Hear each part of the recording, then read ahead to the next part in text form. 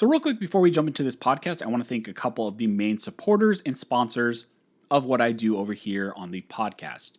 The first sponsor is USCCA. USCCA provides training, education, and self-defense liability protection. So if you carry a firearm, I highly recommend you take a look into USCCA, and I'll leave a link down below to where you can find more information on USCCA. I also want to thank Safe Life Defense. Safe Life Defense has some of the best soft body armor out on the market. It's some of my favorite soft body armor. I actually keep one of their soft body armors in my car, so if anything ever were to happen, I have something available to me. So take a look at Safe Life Defense, and if you use the code ARMSCHOLAR, you will get an additional 10% off of your order. And last but not least, I want to thank Blackout Coffee. Blackout Coffee has some of my favorite, freedom coffee out on the market. They work with a lot of individuals in the gun community, in the 2A YouTube world. You have people like Jared from Guns and Gadgets, the Gun Collective. So they really are big advocates for the Second Amendment, and they have some amazing coffee. And I drink it every morning right before I go to work. And I'm actually drinking some right now as I'm kind of doing this podcast. So thank you, Blackout Coffee, for supporting the channel. And also, if you guys use the code ARMSCHOLAR, you guys will get an additional 10% off of your order. How's it going, everybody, and welcome to another episode of the Armed Scholar podcast. Sorry if my voice sounds a little weird. I did get a little bit of a cold, or I've got a little something going on in my voice, but bear with me.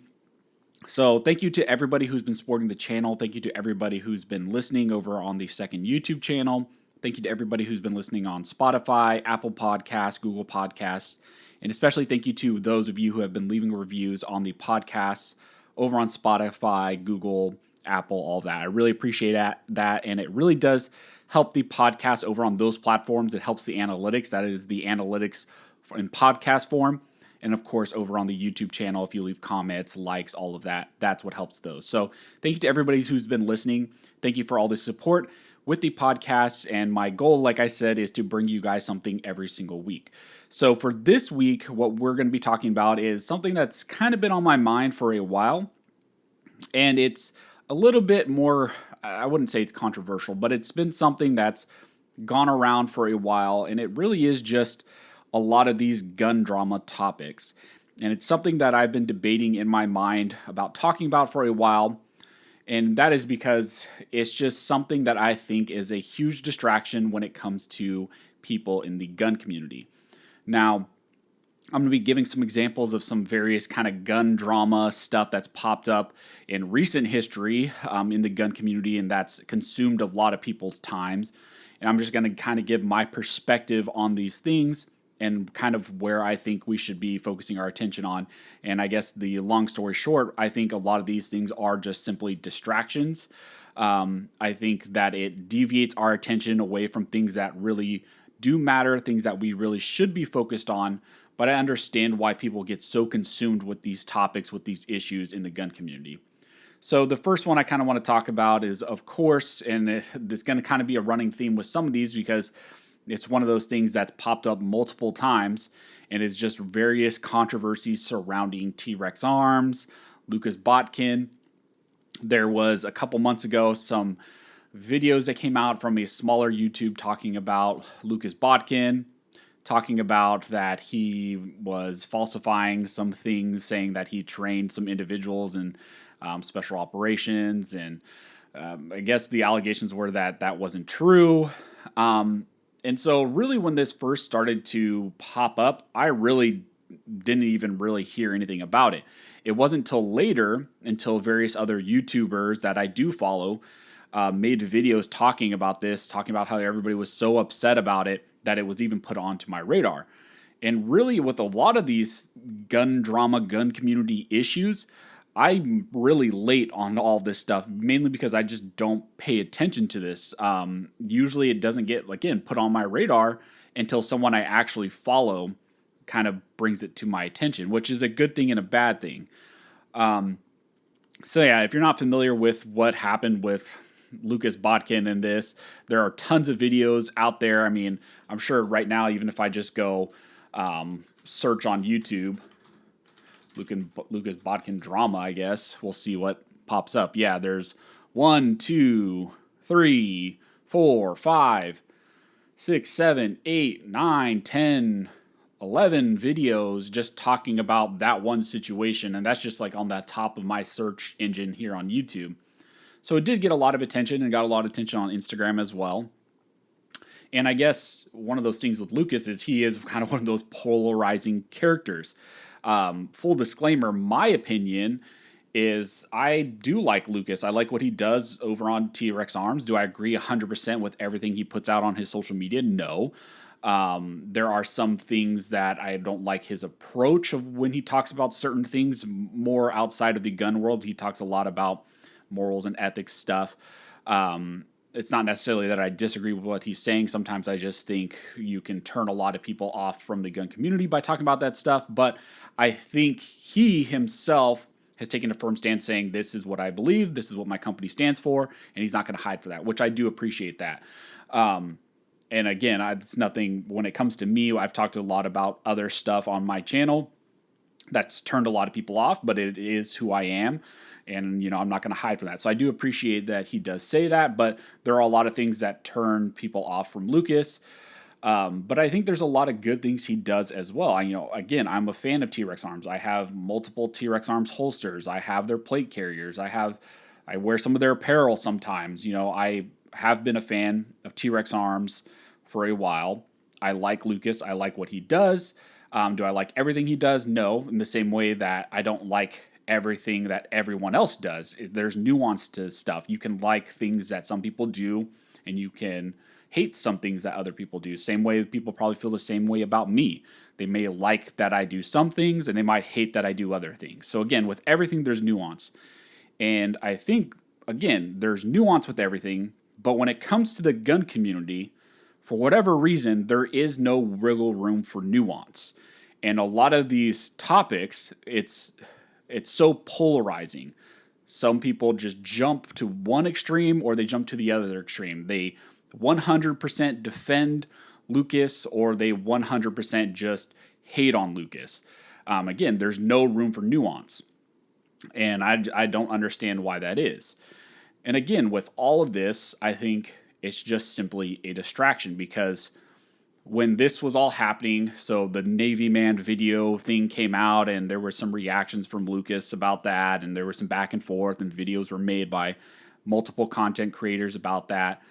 And again, I think one of the ones that I did watch that I appreciated the take was Reno May's video. He's just saying like it's a distraction, pretty much what I agreed with as well, and that's what I told him on his video.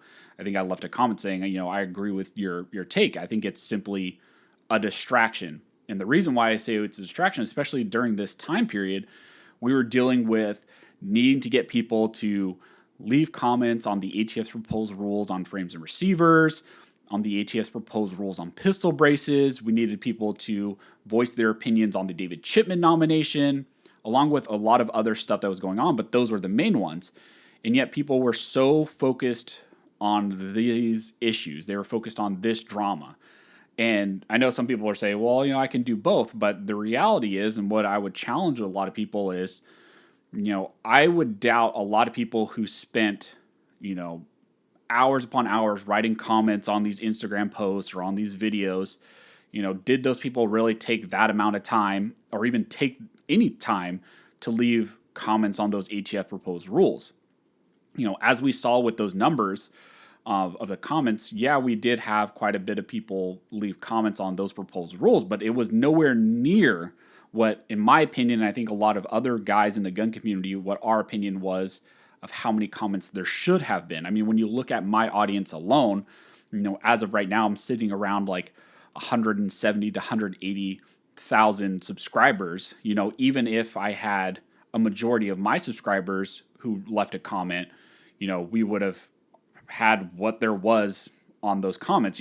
Some of these comments didn't really have that many. They had, maybe 200,000, 300,000. I don't really remember, but it wasn't that much. And, that's just my audience. We're not talking about larger audiences as well. Like Jared from Guns and Gadgets, he talked a lot about the proposed rule and was trying to get people to leave comments on the proposed rule. And that's just two of us. Reno's the same way. He has a similar amount of audience. And we just had nowhere near as many comments left on those proposed rules. But when you look at some of these Instagram posts, when you look at, all these drama videos that are put out there, there's tens of thousands of comments on those drama posts.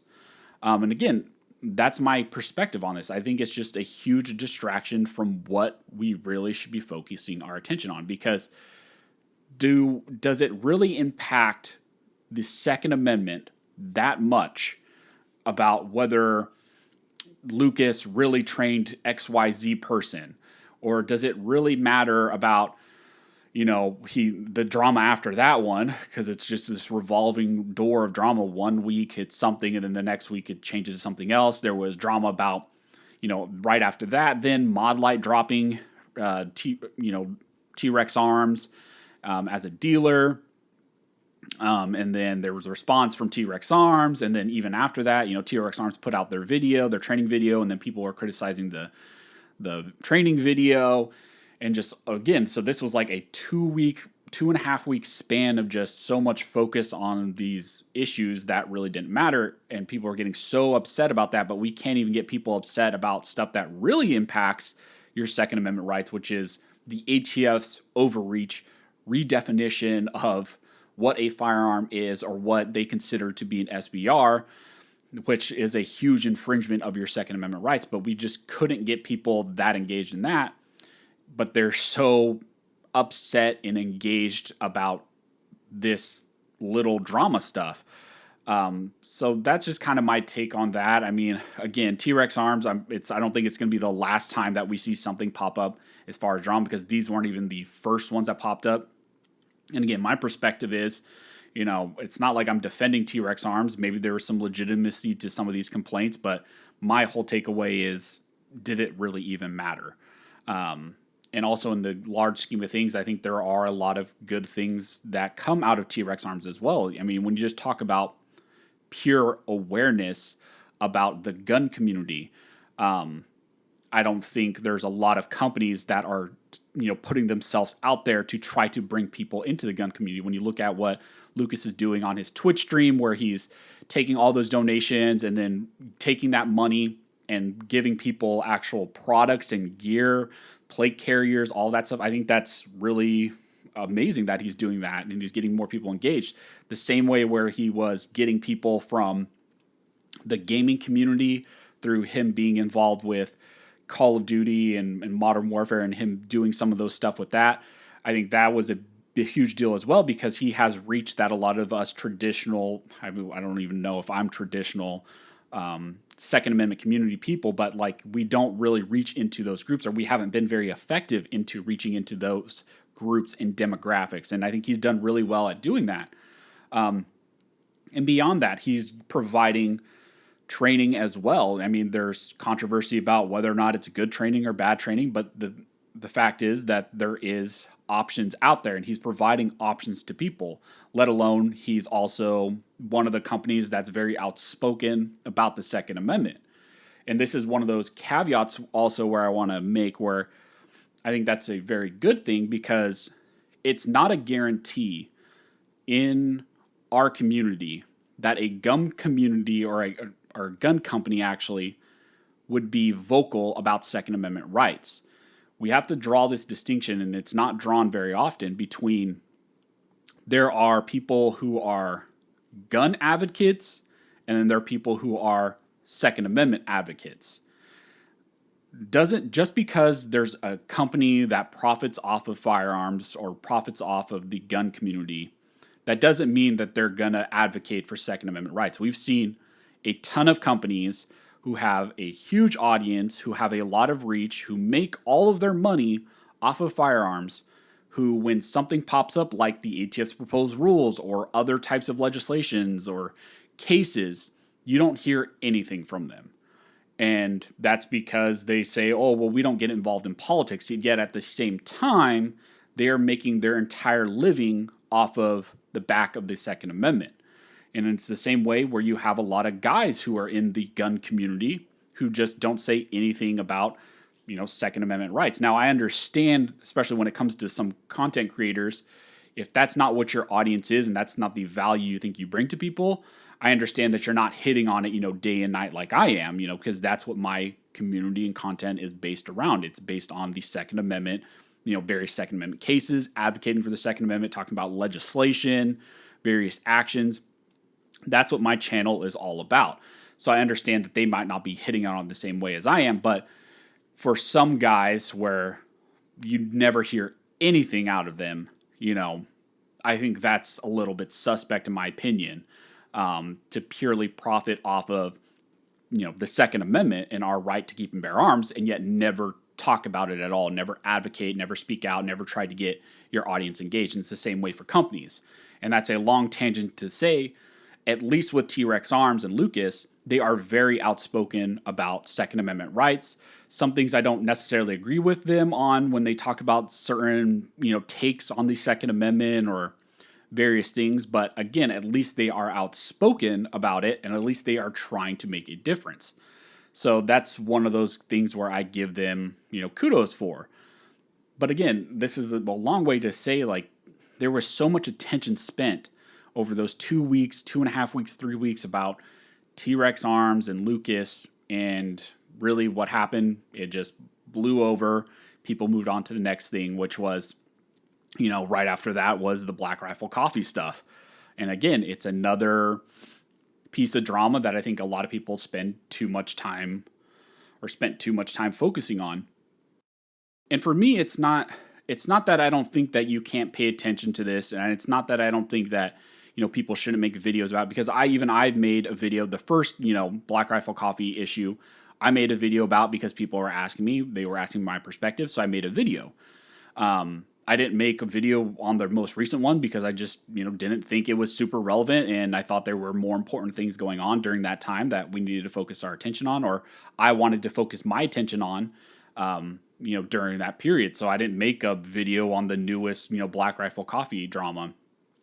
And with all of, I think my perspective is, if I ever do videos on, gun community drama, or, some sort of issue that's going on in the gun community, or stuff that people are upset about, I try to bring my perspective of the video is not just to be like, oh my gosh, this is what's happened. Like, oh my God, look at this person, they're a shill, or this person, is gaslighting people, or whatever. My perspective is to say, let me bring you what I can ascertain to be the facts. Let me give you how I think this impacts Second Amendment rights or impacts our community, and let you make your decision. That was always my perspective, especially with that first Black Rifle Coffee video that dealt with the whole Kyle Rittenhouse stuff. And it was because of that, and again, a full disclaimer, because of that first video, and I've even talked about it on those videos as well. I put out that first video, and then Evan Hafer from Black Rifle Coffee, who's the CEO, who got a lot of blowback because of these issues, he reached out to me. I had some conversation with him, and the whole purpose of having the conversation with him was to just get his perspective. Get what he thought or what he was saying was the truth, and then I would relay what he said to you guys and let you make your own determination about it. My goal was not to take what he said and then spin it, or try to spin it in a favorable light for Black Rifle Coffee or whatever. My goal was to always just be as objective as I can, and because I think that's, again, I think we can all agree that's something that's missing in our media in general. Now, I understand I definitely have a lean in one way, especially when it comes to guns and gun rights and Second Amendment advocacy. I definitely lean a very specific way, and I understand that, and that bleeds into some of my videos, but I try to be as facts-driven as I can be, as neutral as I can be, and I think that's why they reached out to me. Now, when it came to this newer incident, I had like one text conversation with Evan. It was just a real quick back and forth, and I just really didn't care as much about this one. Again, if I look right now on YouTube, so the most recent issue was some sort of New York Times interview with Black Rifle Coffee, and I just typed it up right now: Black Rifle Coffee, New York Times, 1, 2, 3, 4, 5, 6, 7, 8, 9, 10, 11, 12, 13, 14 videos, and I'm sure I can keep scrolling. There's going to be even more videos about just this one issue. And we're not talking about small YouTube channels, and there are multiple videos done by multiple people. Again, and the real reason is, and if you look at some of these I mean, just look at the views, 30,000, 103,000, 62,000, 141,000 views, 210,000 views, 20,000 views, 60,000 views, 100,000 views. It's people are making these videos because it drives attention, and they know it drives attention. And so I understand. I think my whole thing is it's okay to focus on some of these things, but we have to also be willing to spend at least that amount of energy on other things as well. Because I would highly doubt people who were commenting, ranting, raving on all these, 14, 13 videos that I just was looking at with 100,000 views. I highly doubt those people, or even a fraction of those people, went and commented on those ATF proposed rules, or are as vocal about some of these other issues that we face, but they're so outspoken about, Black Rifle Coffee doing this New York Times interview. To me, I think it's entertaining sometimes. I think sometimes it's, I guess, fun for people to be focused on those things. It's kind of like, you have those sweets every once in a while, but sometimes you have to have the substance as well. And you have to focus on those substance issues. And that's kind of what my channel's been about. And I think my audience is really engaged in a lot of the substance, and I think that's amazing. And my focus has been to try to give as much substance as I can. Every once in a while, like I said, it's not like I haven't done videos on drama. I've done one video or one or two videos on the first Black Rifle Coffee issue when I made that first video. Then Evan reached out, and so I made a follow-up video with what he said.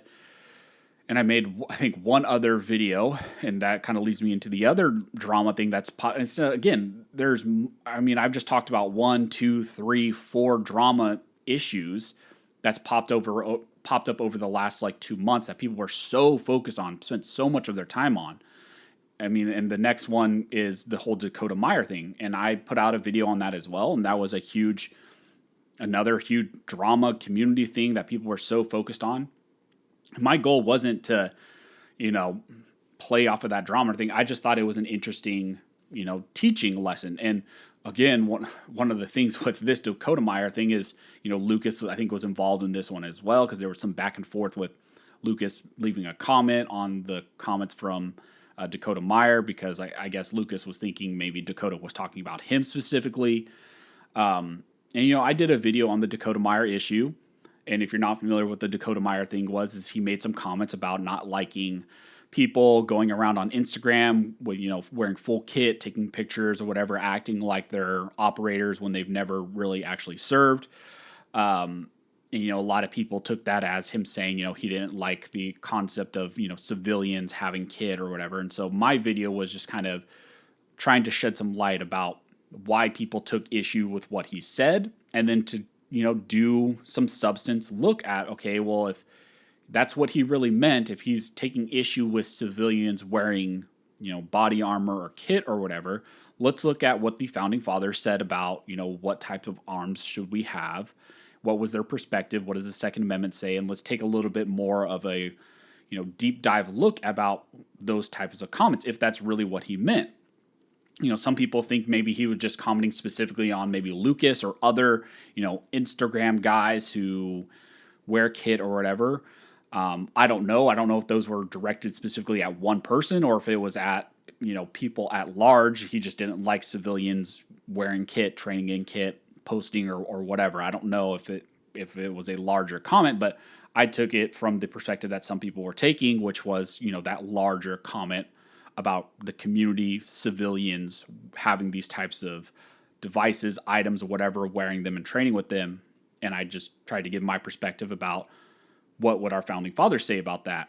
And so I always tried to do it as a teaching moment in a way, and to give my perspective or how I think about these things, because, I'm just not going to just make videos talking about, oh my gosh, you can't believe what, Black Rifle Coffee said, or you won't believe what Dakota Meyer said. And then, just make a video and just talk about, oh my God, can you believe what they said? What a sellout, blah, blah, blah. I think there are plenty of videos out there like that. And if you like those videos, that's awesome. They're out there for you. But I always try to bring, some sort of education into the videos to hone people back into about what really matters or what we should really be spending a lot of our attention on. And I just try to use these specific situations to try to bring people back into what is the overall goal that I think a lot of us do have and would like to have, which is advocating for our Second Amendment rights, taking back our Second Amendment rights. Not that they can ever really be stripped away from us because it's a fundamental human right, but to try to roll back some of those government overreaches. And that's been a lot of the goal with my channel, and that's been a lot of the goal whenever I do dip my toes into this drama stuff. And the only time I try to even dip my toes into this drama gun community stuff is if I think it can be used in a way to bring attention to what the larger issue is, which is the Second Amendment. And I think this is also where, I deviate a little bit from people. And I think it's something that's kind of gotten lost as well in our community is if we only, and really this is coming from a quote from Antonin Scalia himself, the late great Supreme Court justice who wrote, some amazing opinions. But when he would talk about, his relationship with Ruth Bader Ginsburg, because they were really great friends, he would talk a lot about, or when people would ask him, how can you be friends with Ruth Bader Ginsburg? How can you be friends with all these very left-leaning, liberal, progressive justices? His response was always, I attack the opinions of people. I attack their rationale. I don't attack the person themselves. So there were multiple occasions when he differed greatly from a lot of the opinions of Ruth Bader Ginsburg, but she was his friend, and he would never attack her or any other person who had a different perspective directly. He wouldn't attack them as a person. He would attack their ideas.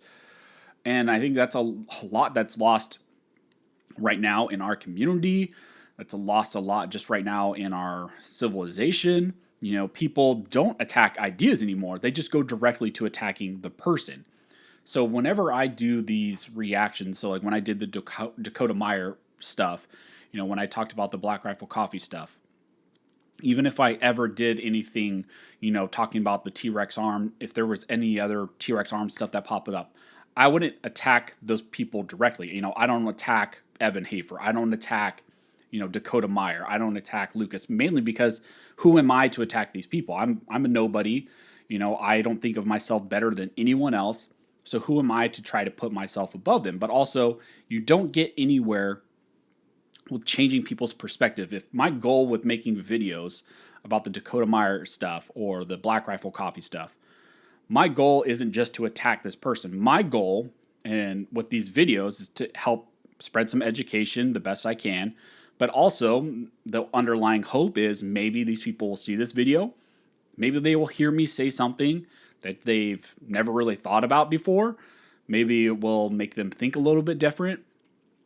And maybe it could change some things that they do in the future. Not saying that maybe I have something 100%, to offer to them, but maybe it's something that changes a little bit of their perspective on an issue about the Second Amendment, about how to advocate for gun rights and for our Second Amendment rights.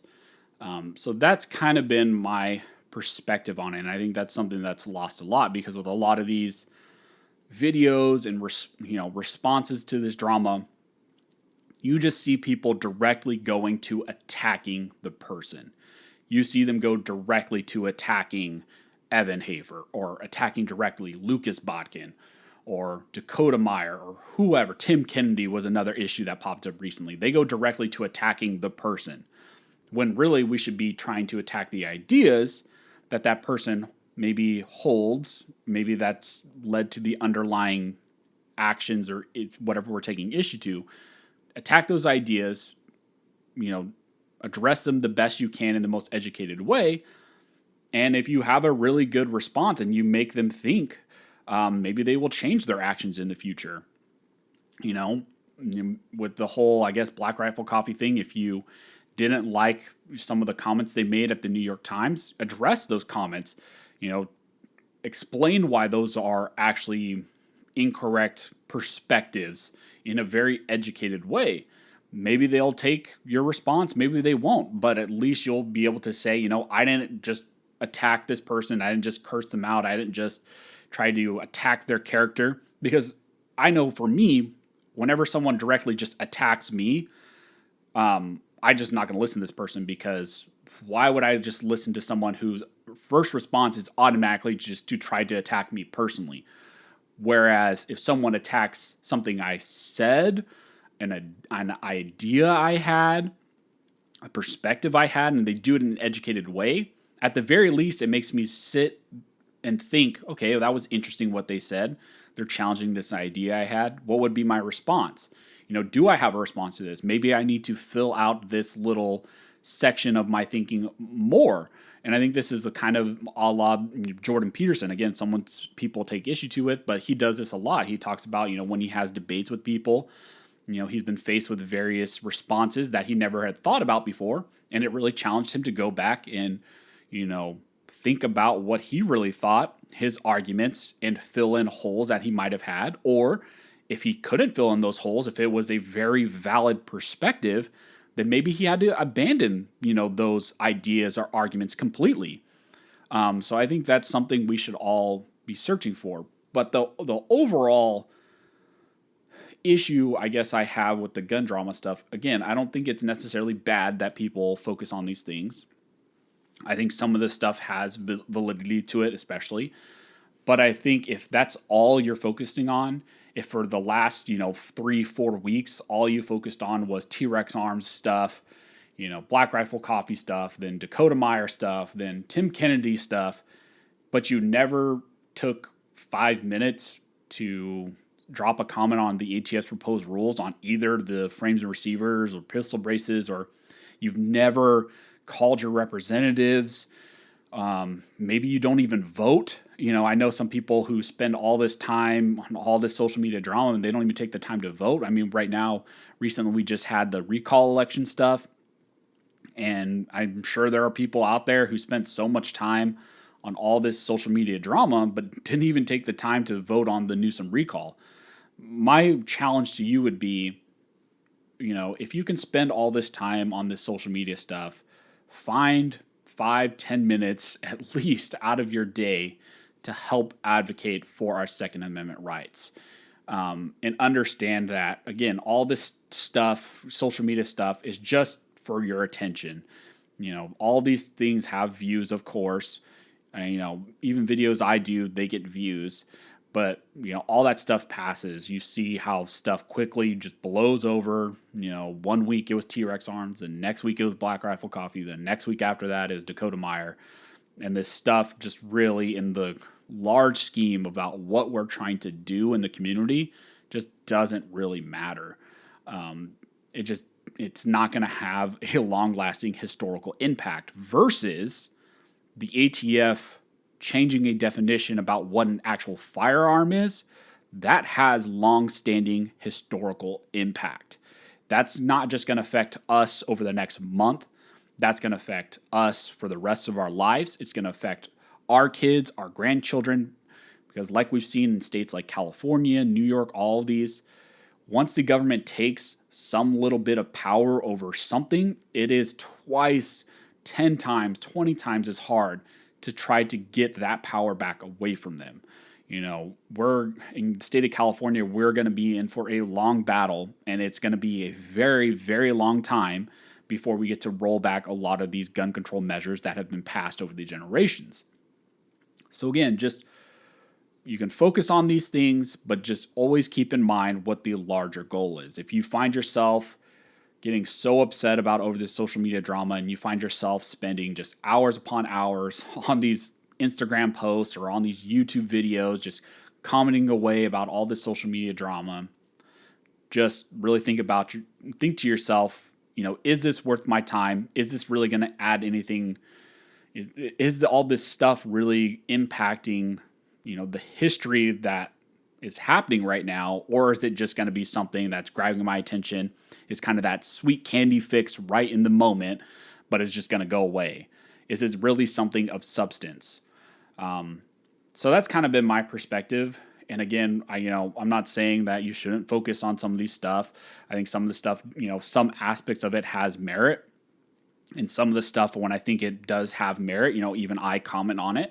My goal has always been to try to use these issues or use these, social media drama stuff in a way that I can kind of bring the attention back to what, and I guess really in my opinion, what matters. And my opinion is whatever.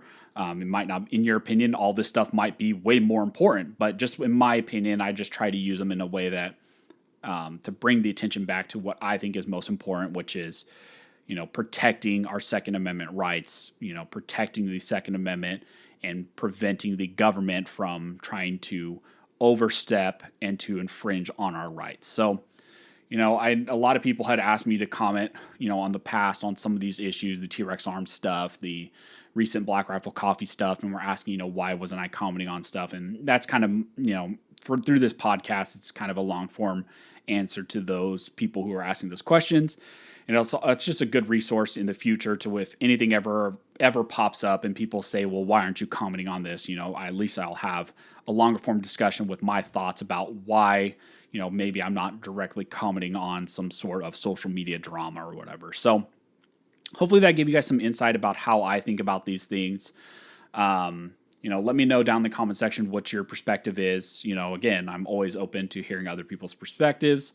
I don't expect to change your guys' mind. Maybe you don't expect to change my mind, but I'm always open to hearing what people have to say. So if you're on YouTube, go and leave a comment down below, what your thought process is about when you see this type of social media drama stuff pop up. And also, if you're over on the podcast formats, if you're over on Spotify, Google Podcasts, or Apple, go ahead and leave a review down below. Drop a 5-star review. That helps the analytics over there. And also, if you leave a review, I kind of treat those as the comment section over on podcast form. And so I can see what you guys have in mind or how you're reacting to these podcasts. So as always, thank you guys all for listening. And never forget, this nation was built by Armed Scholars, and this nation will be maintained by Armed Scholars.